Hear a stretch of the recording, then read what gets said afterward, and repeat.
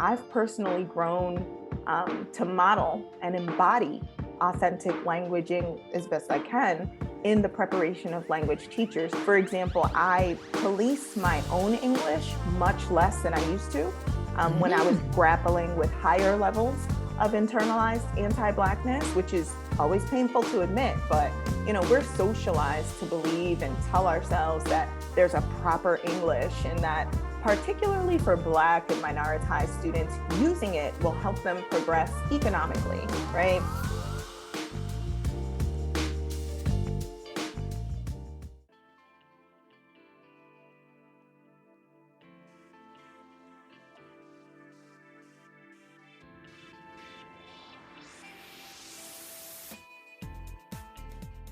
Welcome to RBERNing Questions, a professional learning podcast where we answer your most compelling questions about teaching, serving, and supporting multilingual learners. I'm your host, Jasmine Coaxum, and through our talks, I look forward to bringing the methods, philosophies, and stories behind teaching multilingual learners to light. Let's get into the show.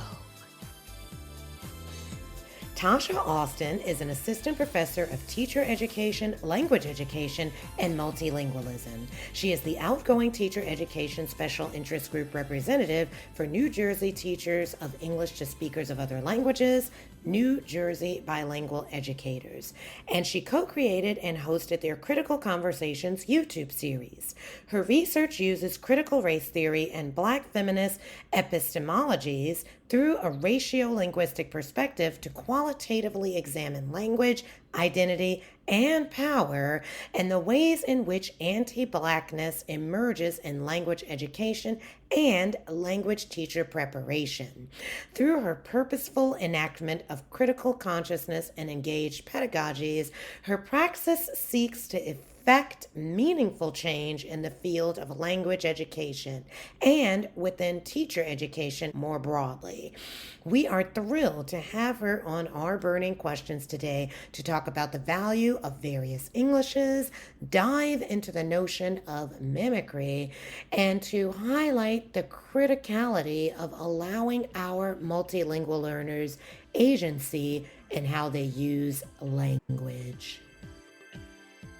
So, hello, Dr. Austin. I am so thrilled to have you on our RBERNing Questions podcast today. And I must say that we, of course, were talking back and forth via email, right? And so I'm one of those people that pays attention from top to bottom when I'm reading someone's email. And I saw this really awesome quote here from Bell Hooks, right? In your signature that says, as a classroom community, our capacity to generate excitement is deeply affected by our interest in one another, in hearing one another's voices, and recognizing one another's presence. And I loved that. It really struck me when I read it. And I feel like this is a big part of what we'll be discussing in today's conversation, because as educators, we have to foster this interest and this attention to a variety of voices and really tune into the individuals in our classrooms that come together to really create the presence or the environment in our educational spaces. And so with that, let's start from the beginning. So I'd really love to know what actually inspired you to become an educator of ELS. Firstly, Yasmin, thank you so much for having me. Like our chance encounters from shared webinar space to the TESOL conference, it's just always been a joy to run into you and to just exchange looks or embraces and just encouragement. So thank you for having me. Oh, thank you so much. The feeling is completely mutual. Okay. For sure. It's funny because my years in the classroom, I was a Spanish teacher. And in my preparation, we were always offered, encouraged, marketed that we could also do what was called ESL in my program.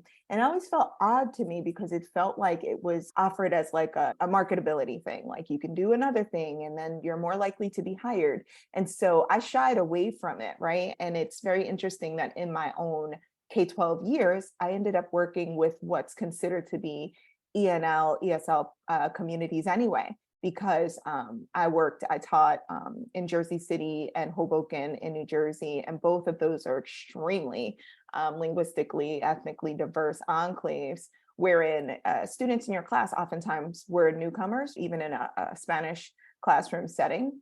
And so the only way that I could teach those students well was to work with the ENL, the ESL practitioners, and to sit with them and to say, what can I learn about these young people and their home countries and their communities and their languages and things of that nature. And so I spent the whole time working as a part of a team to make sense of the best ways to design the types of environments that Bell Hooks is talking about. And it's only been in the past 6.5-ish years that I transitioned to higher ed, and then I had the potential, or rather the capacity, the opportunity to work directly with ENL professionals and ESL professionals, and to prepare them to do that work in K-12 spaces. And I grew up in those spaces. These were folks that were like my best friends, my, what they say, play cousins, right? Their family at this point, because folks who they themselves were first generation migrants, or what some folks call immigrants. We all lived in the same communities, and you end up intermarrying and all types of stuff. So I feel like it's full circle for me, just engaging with the same beautiful, rich, kind of complex tapestry of languages and cultures that I've always known. So. Okay, so I'm just going to take it back a little bit, because you said you were a Spanish teacher, For sure. right? So how did that kind of come about, your interest in like studying Spanish? And I just want to also note that you said something in one of the webinars that I watched, which was, it was a little bit disturbing. You said something about being told that you couldn't study a higher level of Spanish. And so now that you say you actually were a Spanish teacher, I would really like to understand, first of all, in what crazy world were you told that you couldn't study this higher level of Spanish? And then how did that then evolve into you actually teaching Spanish? Just a little background.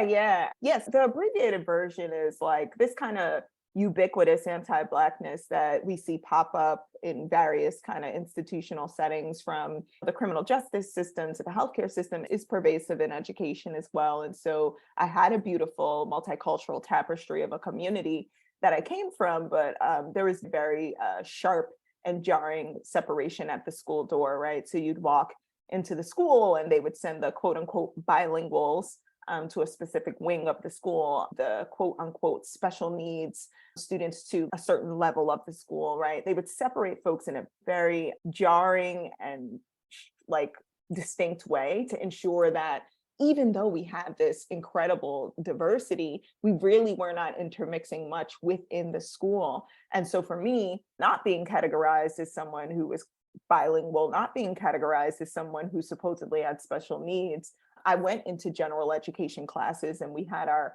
world language requirements. And so the community that I was raised in had extreme linguistic diversity. It's absolutely beautiful. And so I heard Spanish all the time, like from the stores to in the streets. It just inescapable in the best way. And so I was studying Spanish, but you needed a minimum of 2 years. I didn't want the minimum, right? I loved it. I wanted to continue. I had a near perfect average. But when I went to my counselor and I said, okay, I'm ready for Spanish 3, I have like a 98 average. He said, you're not a native, so you can't take that. And that was the end. I didn't get to go beyond Spanish 2 in high school. And so my personal history with language learning has been fighting, right? Fighting to, once I got to college, to get into the Spanish language classes, because the entrance exam focused on the Castilian variety of Spanish, right? Oh, wow. Yeah, so the imperial varieties are always given this kind of prestige over the ways that vast communities that are right here, local, are actually using the language every day. And the test focused on un coche. They were talking about la gente, el coche, esto y el otro. And for me, a coche was a baby carriage, right? Around the Caribbean Spanish speakers I was raised around, but they were using like a Spaniard Castilian variety, in which they meant car. So I didn't do well on the entrance exam and they made me start all over. at the college level and working my way up through Spanish. Again, I wanted to go to study abroad and I was told you don't have a high enough level. So I had to put up a whole presentation fully in Spanish to the dean and petition the dean to study abroad. And it was fight after fight. So I did eventually become a Spanish teacher, and working in those communities, I had too much personal firsthand experience to ever believe that there were certain kinds of Spanishes or certain kinds of Englishes that were better than others, because I lived in these communities. I used these languaging practices and they were beyond functional. My peers were going with their parents to work out legal paperwork and hospital bills and at very young ages. Clearly, what they could do with language was the most that could be asked, regardless of maybe what school assessments might have said. And so I think that really pushed me to have a critical lens on what language is and how it functions since the outset. But that's my personal journey, like the abridged version of how I ended up being a Spanish teacher. Wow. And this whole idea of the kind of blended, this kind of utopian blending that the US is supposed to pride itself on, it's really sadly evident that, as you mentioned in the one of the webinars that I looked at, that the US is still a very segregated society. Now you're talking about years ago, I suppose, right? At the outset of your language educational experience. However, yes, it's still very obvious that everyone is definitely living in a racialized society, and your description about the Spanishes, right? There's so much parallelism between what you just said and views of different Englishes, right? So I really want to dive into that in terms of because your current role right now is as a teacher educator, correct? Correct. Okay. So when you are teaching educators, how do you suggest that they implement the value of various Englishes in their classroom settings so that, it doesn't end up with this situation of the quote unquote dominant form of English that is supposed to just provide this blanket success, I want to say. Yeah, and I'm glad that you shared that question with me, because again, it proceeds out of my experiences. And of course, I study now and I'm constantly reading. It's my job as a scholar. But prior to reading and finding it in the literature, it was my own experiences that really framed what I understood about language. And so I've personally grown to model and embody authentic languaging as best I can in the preparation of language teachers. For example, I police my own English much less than I used to when I was grappling with higher levels of internalized anti-Blackness, which is always painful to admit, but we're socialized to believe and tell ourselves that there's a proper English, and that particularly for Black and minoritized students, using it will help them progress economically, right? But as April Baker Bell teaches us, that couldn't be farther from the truth, right? Trayvon Martin pled for his life in perfect English, as did Eric Gardner. So not using my own authentic language practice, it actually caused more harm than good in preparing teachers. I remember I once got evaluations back from teaching a course that said, for someone so focused on social justice, you sure used "you guys" a lot, which misgenders non-binary students, right? And I never forgot that, because I say y'all, like when I'm just talking and being myself, I say y'all, but I stopped saying y'all, right? Because I was trying to sound whiter in my preparation of teachers. And y'all, like many indigenous and Africanized varieties of English, is not gendered.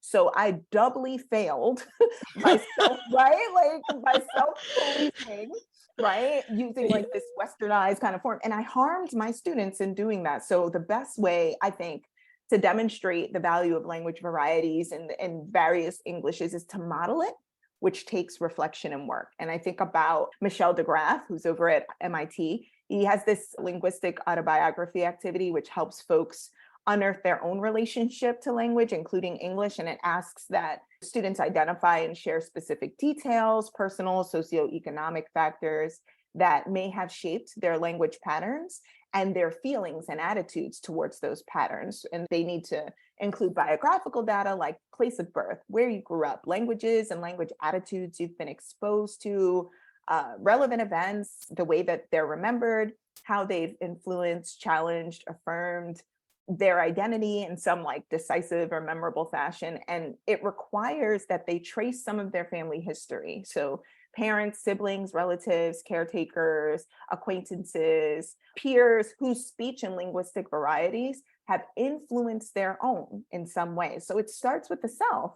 So undergoing that type of reflexive, what Yolanda Seeley Ruiz calls archaeological work, can help us think about tailoring those kinds of opportunities for K-12 and ENL students.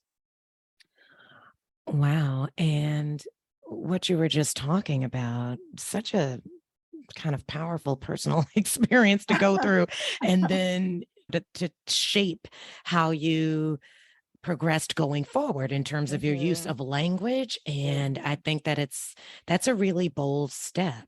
That definitely, I think, especially as a Black woman, it can be very scary because again, your whole life been like told, speak this way. It's not this, it's this. It's not ain't or whatever it is. All the things. Yeah. And I love that you said police your language. And you asked a very provocative question, right? So let me just tell the listeners what webinar I'm even talking about because I've mentioned it quite a few times. So the title of the webinar was "We've Been Off That." All right. Mimicry, agency, and politics in critical language awareness. And first, I really love that title. And I know Off That, this is from a Jay-Z song, isn't it? Off That, the song Off That, which I love. Really awesome beat. Anyhow, yeah. And so, I mean, what you were talking about, this idea, it really focuses on the idea of mimicry and noticing that really mimicry isn't enough anyway. And how we can, as you said, model different styles of English, different ways of speaking to normalize it, right? That's right. So back to the question that you asked your audience during this webinar, you said, what could it mean to present opportunities to multilingual and racialized students to have agency, right? Which is part of your title here, Mimicry Agency, right? To have agency and how they want to communicate and for what purposes they want it to be agentive in the ways that they use language. So I would like for you to answer this. What do you see as being a result of this type of reality where students are actually afforded these types of opportunities?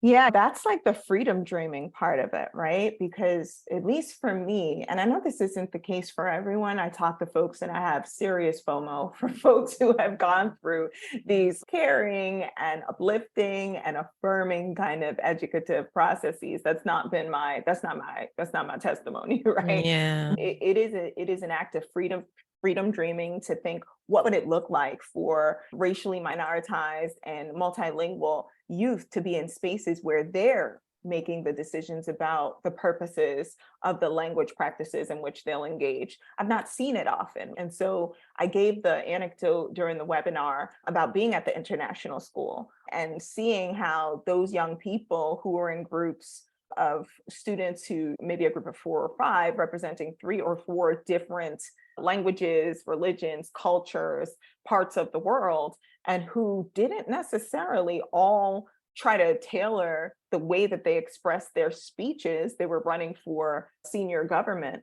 They didn't try to cater what they were saying to a flattened, imagined white middle class monolingual audience. They looked at who was in the room, which was their peers, about 100 international students from around the world, various backgrounds, religions, languages. I'm telling you, the only thing they shared is their love of hip hop. Okay. They were all in the room, getting down, having a great time. But it was beautiful to see them get up there and give speeches based on their own goals. They wanted to win the election. They recognized who was in the room. And they were using rhetoric strategically to build arguments around a desired goal that no one outlined for them. They had some stipulations, right? Their group itself had to be composed of folks from different backgrounds and different languages, which I thought was brilliant on behalf of the teachers there. So in my mind, like that is a sketch and a skeleton of what it could be. It could mean that the last group I talked about in that webinar, the speech is delivered multilingually. That could be their own goal, right? That when they are acquiring or learning English and various Englishes, maybe they're not using it when and how we think they might, because they have different goals. Maybe they will take it and use it in the job application or when they're out and about and they need to engage with folks who are using English. But in every setting, all the time, and in a very specific way, by whose goals and for whose purposes. Just seeing that in that space tells me that if we were to relinquish the notion that there is a flattened, singular, imagined audience that everybody wants to communicate with, right? Which strangely enough doesn't exist, right? Because there is no even flattened, singular, white, middle class monolingual audience, right? Folks, everybody has a diversity of thought. So even that is imagined. But it shows me the very tangible realities of students feeling capable, feeling the ability to self-actualize, feeling agentive when we let them be a part of designing their own goals, right? And trust them to carry on the same kind of practices that they do outside of the school once they come inside. Okay, I think one of the most powerful words, there have been a lot of powerful statements today, but I think that one of the most powerful words that you used was goals.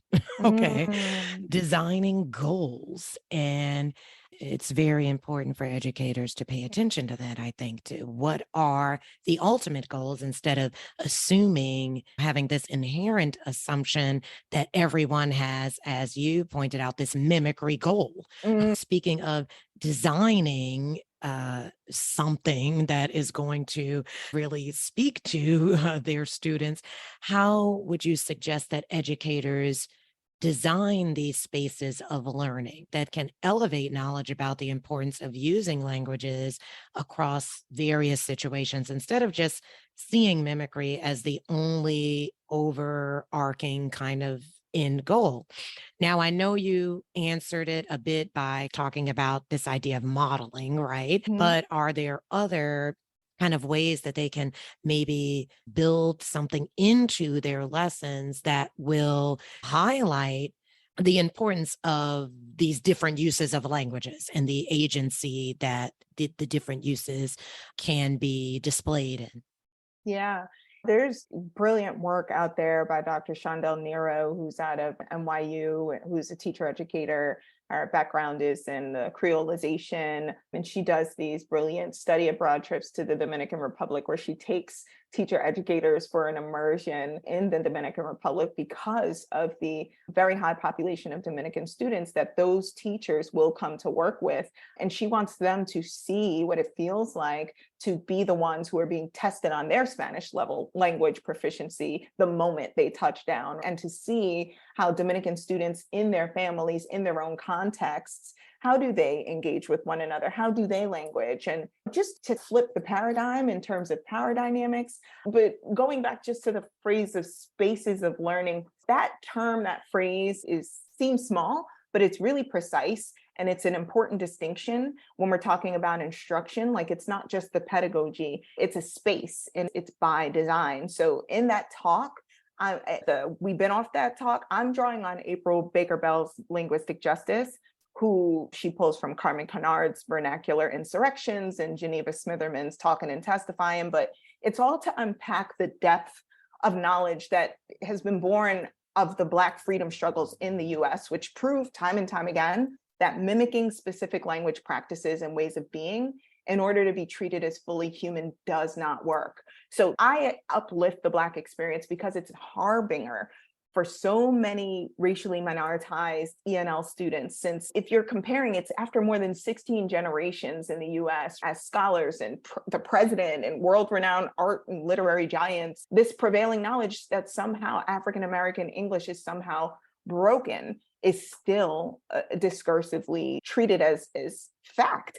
And so I feel like Jonathan Rosa put it really eloquently in his book. And I have this quote that I go back to. He says, for Latinxs designated as Ls in US schools, there's an implication that there's a language barrier that has to be overcome in order for them to become legitimate participants and members of the nation. But millions of US born and or raised Latinxs who identify as bilingual English dominant or monolingual English users still experience profound forms of inequality in education, housing, healthcare, criminal justice, electoral politics, which is clearly demonstrating that the language is not what's going to make the difference. And he goes on to highlight that there's countless other racialized minorities or minoritized groups rather, like African Americans and Native Americans who face profound forms of structural inequality despite their identification as monolingual English users. So I pull on his brilliance because when I'm thinking about what do we do in the environment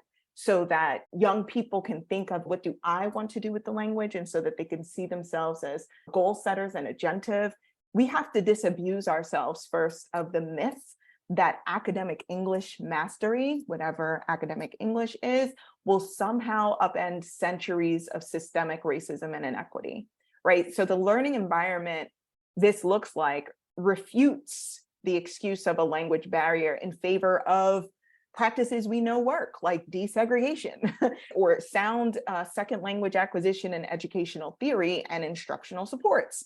So if we acknowledge that separating out ENL students and lowering our expectations of them deprives them of cognitive and social constructivist opportunities, so ones that call for heterogeneous language grouping and shared experiential and multimodal learning, respectively, we'll stop placing them apart from the general education population and create shared opportunities for them to bring their knowledges and languages to the learning space. And thinking about second language acquisition theory, if we really acknowledge that there's a silent period and that there's an affective filter, and we need to think about ways to create comprehensible input, then we're not going to expect newcomer students to have productive language output prior to sufficient rich and varied input coming from these varieties of English that we need to be exposing them to, right?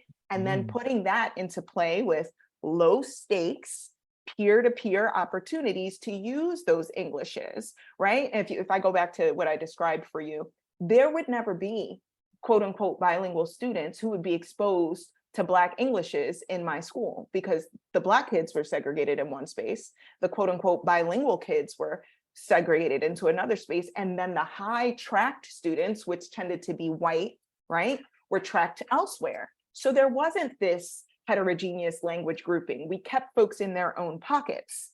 And so they weren't exposed to various Englishes or manipulatives and multimodal communicative routines, which drew from rich language practices from ENL communities. So the end goal when we're talking about designing these spaces is one that's co-formulated by and responsive to the aims of the students and their communities. There's so much from what you just said, as usual. But I guess what stood out to me the most was this idea of low stakes, as well as bringing people together, right? Stopping it with this separation, with lower expectations. That's right. This really spoke to me because I was in the same system of tracking, right? Tracking the honors versus the not honors. That's basically how it worked at the school that I attended. And so providing low stakes opportunities, I think that this really stands out to me. So could you give an example of like what would be a low stakes opportunity for someone to practice language? For sure. Again, if I think about Shondell Nero, she sends folks into their own communities to conduct these linguistic investigations, right? So how cool would it be to like then send students back into their communities and to document language practice, right? So I'm not Mm. standing over their shoulders telling them right, wrong, this it doesn't count as language, that's not correct, right? They're literally documenting like, how does my grandmom talk? And what is it like when I go to the corner store? And what are those exchanges like? And then they're coming together with folks who are different than them linguistically, right? Back into that heterogeneous class to compare notes and looking at what do practices of language look like in the world. Like this is a Mm. sociolinguistic kind of approach to recognizing that language already is, right? We don't have to prescribe rules and then folks study the rules and then they produce language. It's never been that. We simply need to describe language as it already occurs. And so that, for example, where part of it is occurring in the class, right? But even that is low stakes because you're working in these groups with your peers, right? I'm not standing over your shoulder, but in which the community itself becomes the curriculum, the community becomes the text that we're reading.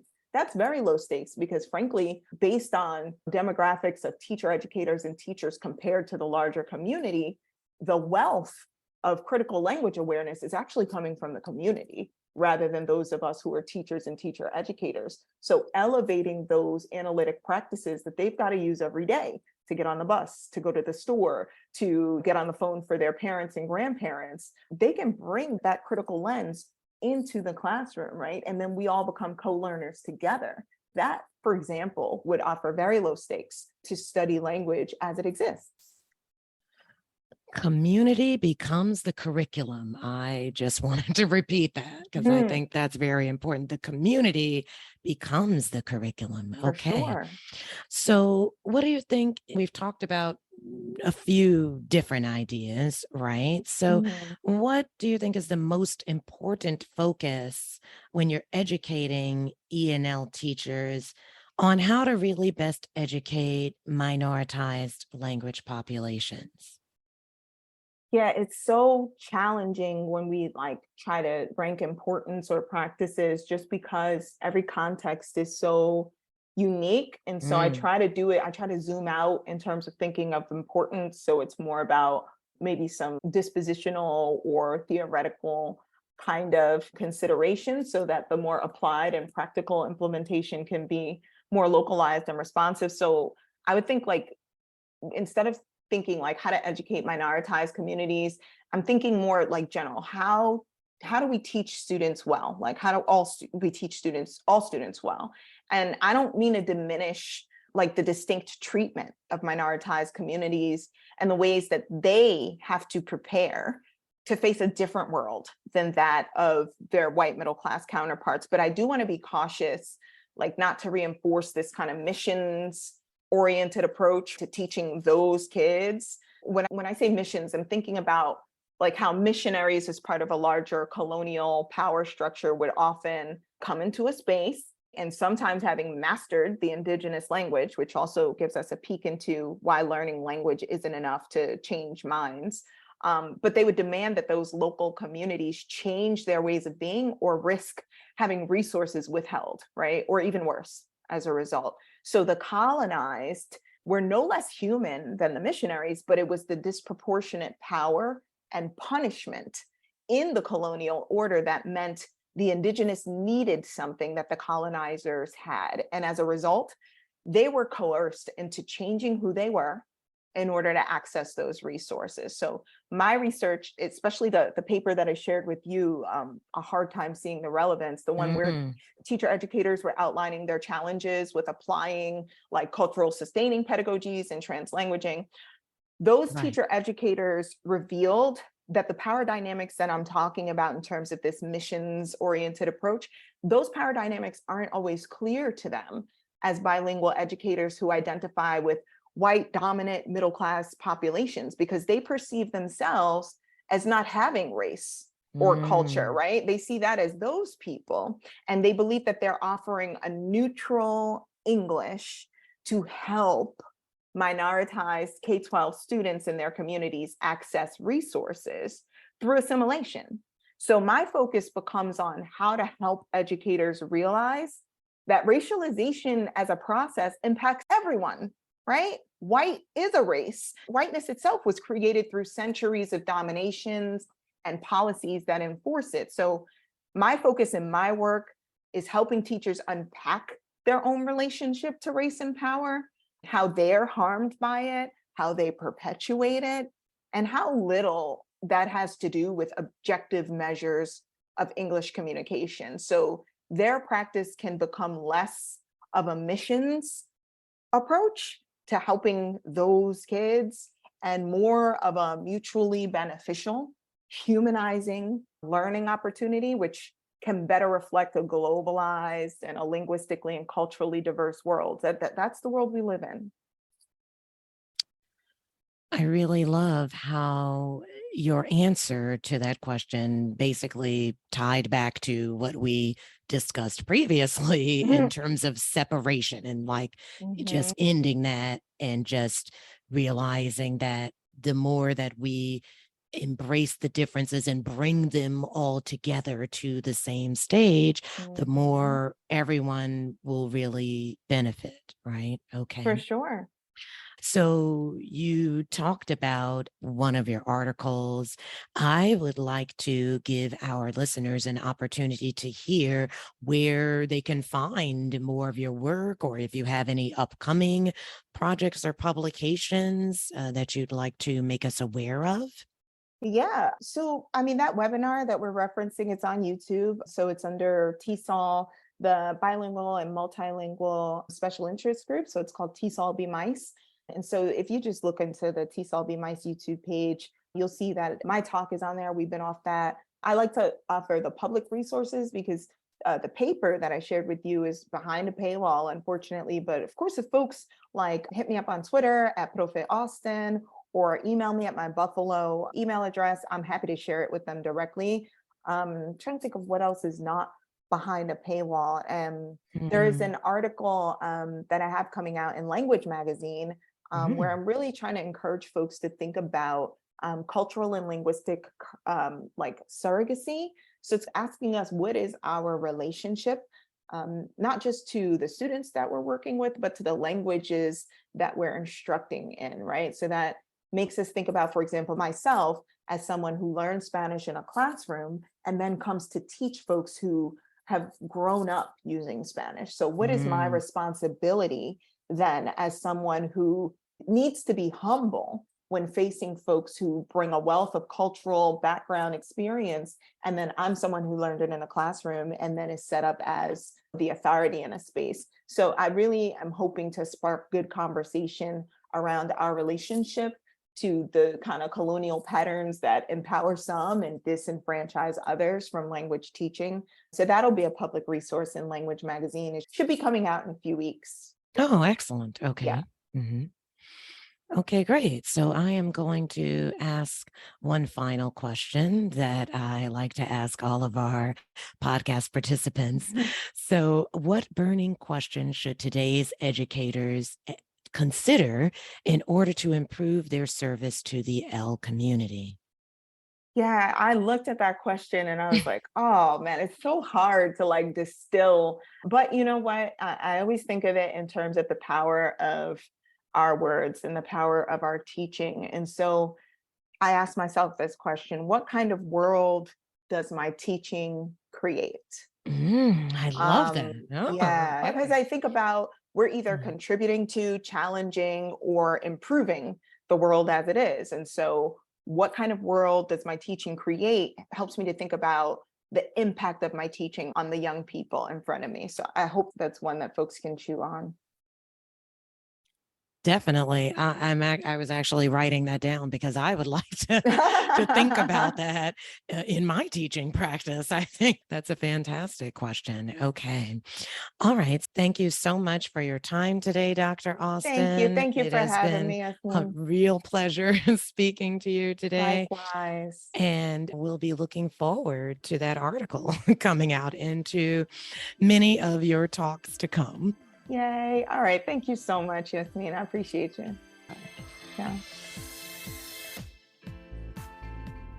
Thank you for tuning in to RBERNing Questions, produced by Mid-State RBERN at OCM BOCES. If you would like to learn more about today's guest or any of the resources we discussed, please visit Mid-State RBERN's webpage at ocmboces.org. That's ocmboces.org. Join us next time where we hope to answer more of your burning questions.